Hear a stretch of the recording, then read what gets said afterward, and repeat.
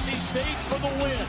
They hand it off to Johnson. Boise State has won the top. They take a downfield shot. And the catch is made. It's Ryan Williams. Still spinning free.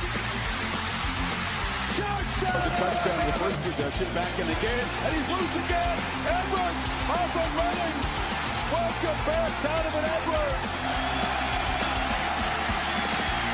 He's going for the corner. He's got it.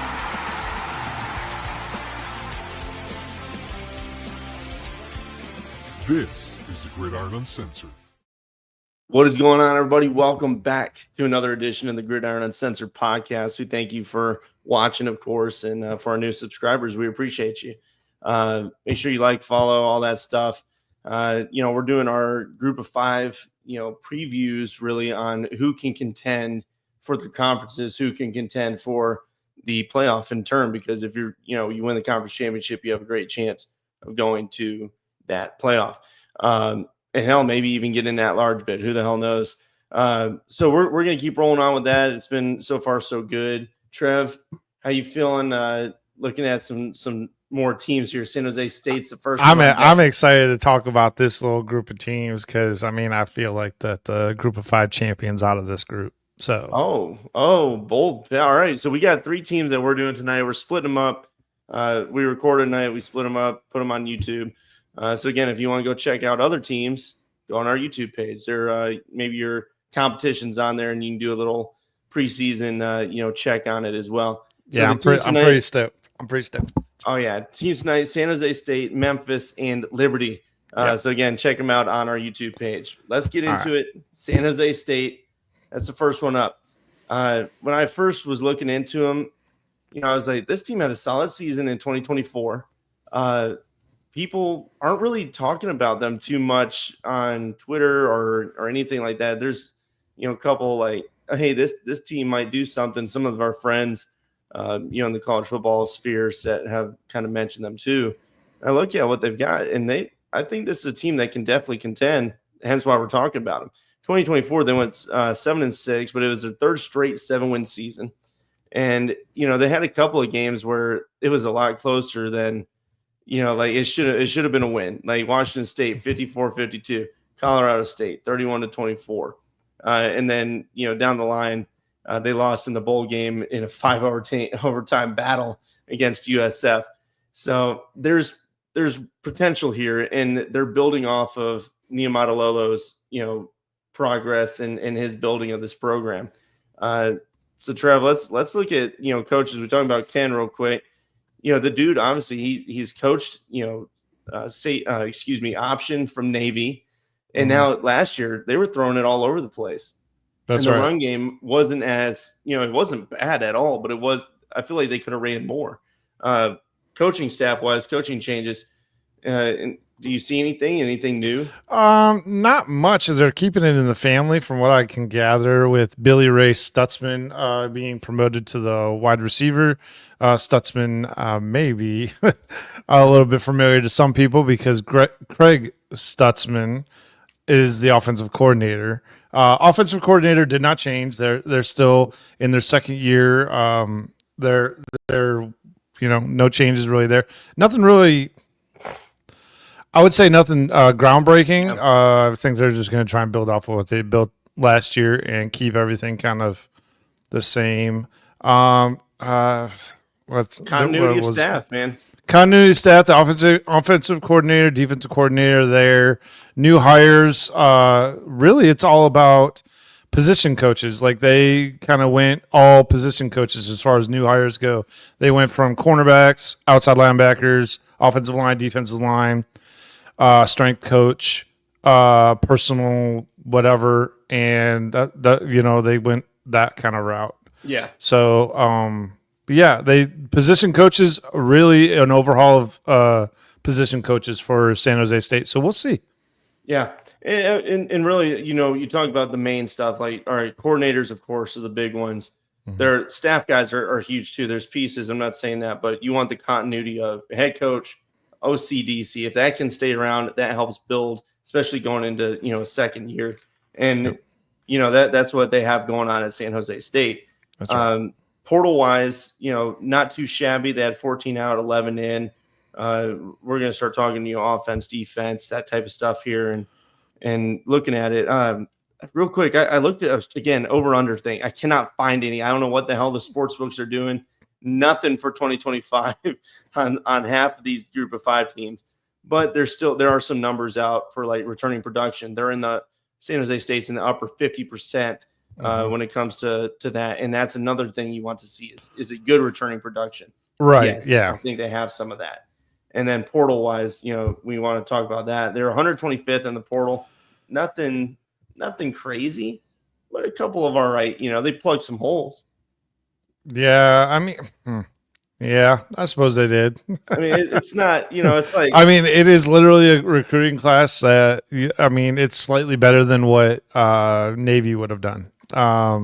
But with that said, I mean, they have a few pieces coming over from big programs like Washington and UCLA. Not saying that they're groundbreaking necessarily. I mean, they got Robert McDaniel, quarterback from UCLA. I haven't done a deep dive into their quarterback situation. However, I do think there might be a little bit of turmoil there. They do have. I think he's probably going to be the day one starter, but I don't know if he's going to last. To be perfectly honest with you. Yeah. But we'll see. We'll see if the what's his name? God bless it. I can't find it now. Eggett. Yeah. Eggett. I giggled when I saw it last time. Earlier, I was just like, why can't I think of the dang guy's name? They have the UCLA guy. They have what looks to be a pretty darn good corner coming in from Washington. A 4-star rated guy. Got a guy formerly a 4-star, is now a 3-star in the transfer portal. Corner, a 6'4", 185 corner coming from USC. So I mean, they've got some pieces here. It's just a matter of where they fit and where they fall over the summer and over the summer practice and everything like that. Yeah, well, let's get into it. Offensive side, we mentioned Eggett, we mentioned the transfer portal side. McDaniel coming in from UCLA, and really Eggett jumped in. He had 2,500 yards, 13 touchdowns, 10 picks, and that's the problem right there. Is 13 to 10. That's a horrible ratio. But the guy has moments of he's throwing like 450 yards against Boise State, and it's like he's balling out, but then you make some bad errors. So how much can he clean that up? It seems like he's the guy going in. But like you said, maybe come fall, maybe somebody else. They do still have the redshirt freshman CJ Lee sitting on the roster as well still. Yeah. So I mean, there's we'll kind of see. Right. We'll see what happens. I feel like Eggett's, if he can just clean up the turnover thing a little bit, I mean, that can be a very deadly offense. Again, we saw multiple times where they're throwing over 400 yards, a game, over 350, over 400. So that's something you need to, continue. Outside of that, the running game, Chunk returns, and he had a really nice season. But again, I mentioned it, as a guy that from Niumatalolo, who is such a, option guy, he knew what was going on at Navy. Now he's just slinging it. And I want to see if they can get more rushes, because last year Chalk had 721 yards on 154 carries. I think it was like around 4.5 yards per carry. Right. Let that man eat, dude. Let him eat. That being said, though, on the wide receiving core, it's a whole different wide receiving core this year. Yeah. They brought in Leland Smith out of Purdue. They brought in Malachi Riley out of Arizona. And a guy that I've actually, while I was reading about these guys, they're actually really high on him, is a Danny Scudero out of Sacramento State. They are really high on him. He was a 0-star and now is rated as a 3-star transfer. Yeah, which tells you how much his stock has risen since he's been at Sacramento State. So, with those 3 guys plus whatever everything else that they had, I think they may try and be a little bit more of a balanced offense than maybe.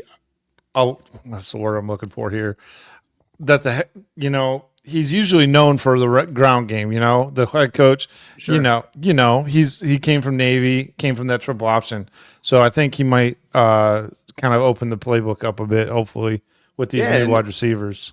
And the thing about him is he's just a good coach, and good coaches know you play with what you have. And last year, if they didn't feel comfortable, there's probably a reason why they're slinging so much. Mm-hmm. So I want to see if they can lean a little bit more on the run. But yeah, you bring in these guys, these portal guys from even Sacramento State, Purdue. Let's see what they can. Let's see what they can do on the offense. I don't think offense is going to be a problem again. Like they were able to put up points. Defensive side though, last year they were one of the best at taking the football away. When you look at the numbers, they were really good, and that's something that needs to continue in year 2 here. And I think it's very possible. You brought in a couple of defensive backs, and we mentioned guys like Crawford, big cornerback. Presley from Washington, those guys, can they step in, big bodies, and maybe ball hogs, highly rated transfer types. Let's see what they can do when they fit in defensively. What do you see, Trev? Like I kind of mentioned just a minute ago, they bolstered the secondary with the transfer from DJ Harvey out of USC, Michael Dansby out of Arizona, another transfer out of Arizona coming to San Jose State. But it'll be interesting to me to see how the defense flows this year with being in the 3-4 with the anchor of being with his name. I'm going to brutalize this. Gafa Faga in the middle as the nose tackle. Sorry. And then keeping a good depth and everybody fresh enough in the 3-4, which the 3-4 can be very tricky as far as it's versatile, but at the same time, if you don't have the right personnel, it can be disastrous, and you can leak yards like a sieve as far as like just giving it up in chunks. Yeah, and you look at the 2024 schedule, the couple losses that they did have, 42 points. Again, I know that's to Boise, but then 41 points to USF, 31, couple 50 pointers.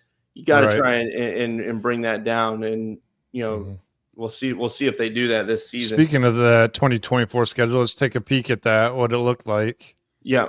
And kind of how they. Honestly, it wasn't a bad season for them. No. Obviously, you don't want shoot, what a hell of a game! I remember watching parts of this game, the bowl game with the USF. Yeah, man, that was insane. 5 overtimes. It was an electric game, dude. It was electric. Oh, Lord. Yeah. But yeah, look, if you look at every one of these games, outside of Air Force maybe, that they were probably in most of these games. For the most part, I'd say. Yeah, I'd say so too. And really, like I said, the Colorado State game, Fresno State, that was a 33-10 loss. But stuff like that, they're gonna. I think this team has the potential to really up it this year. Mm-hmm. And you had other guys coming in that have stood out from what I was reading on their blogs. And Blake Tabaraki, I believe is how you say it. He's a linebacker coming over from New Mexico.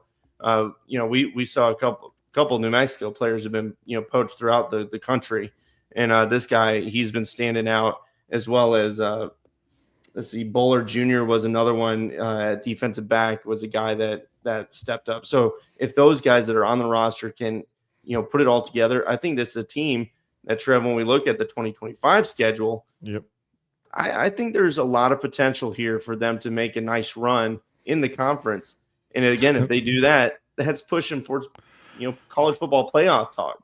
The schedule makers didn't give them an easy road the first 4 games of the season, though, honestly. Yeah. The first 4 is a little tough, but if you can get past that, there's room for movement. Central Michigan, that's always a funky team. Sometimes they're really solid. Sometimes, but it's out in San Jose, so that's the positive in that. You get them home, and then you got to go to Texas. You chalk that up as a loss. Can anything happen? Sure. Will it? Odds are Texas taking that. Okay, going back. You have to have elite quarterback play, and San Jose doesn't have that right now. Yeah, and defensively too. Yeah, they're they gonna have wouldn't be to. able to stop. Yeah, anything. That's a tough ask, but even say you lose. So you lose Texas, you take a break, and then you get Idaho. Okay, so now you go Idaho. Stanford's had issues. They fired a coach. Possible. It's possible that you can squeeze a win out of that one. Get a win at Stanford. I think that's very possible. Mm-hmm. And then you go play New Mexico, which has had some huge losses in the transfer portal. Wyoming, which is still they're always a tough team, but maybe not as tough as they were a couple years ago. Utah State's a funky game, and then you got to play Hawaii, but at least that's in San Jose. You're not traveling to Hawaii for that one. And that's then right. The last four. I mean, what do you think, Trev? Man, the last four is a tough one to call because Air Force, it's a hit or miss. Nevada, you really never know who you get with Nevada lately.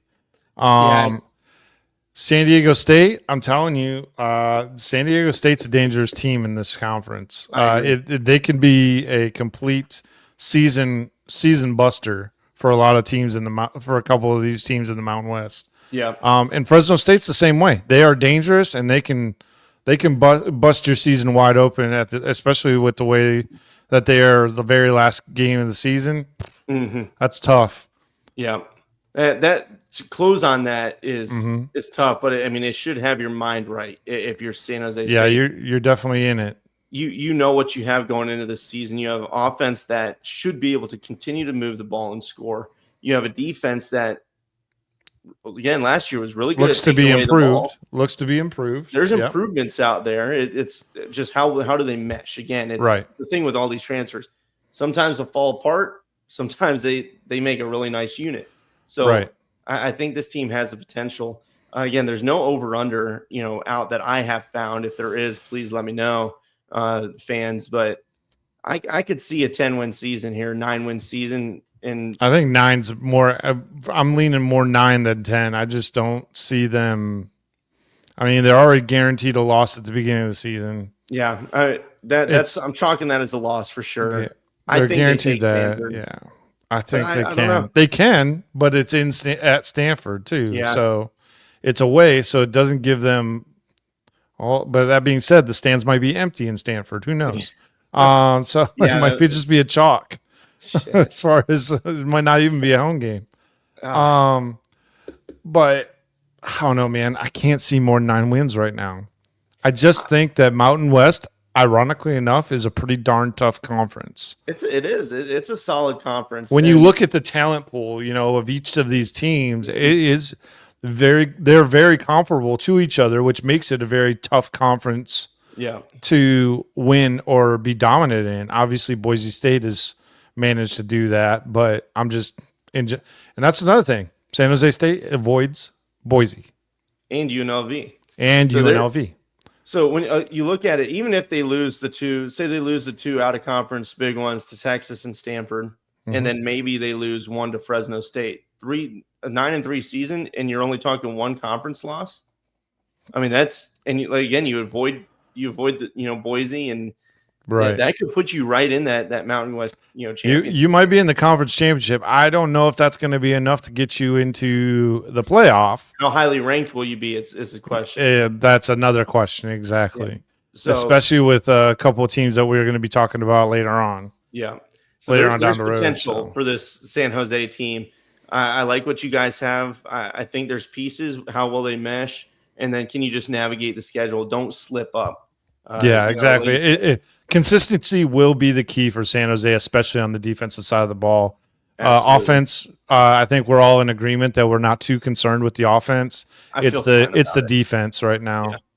Yeah. But between Eggett, if he improves, and then Chalk, being a strong runner, pieces on the O line, and that wide receiver, that new revamped wide receiving core, meshing well with Eggett or whomever might be playing quarterback at the midpoint of the season.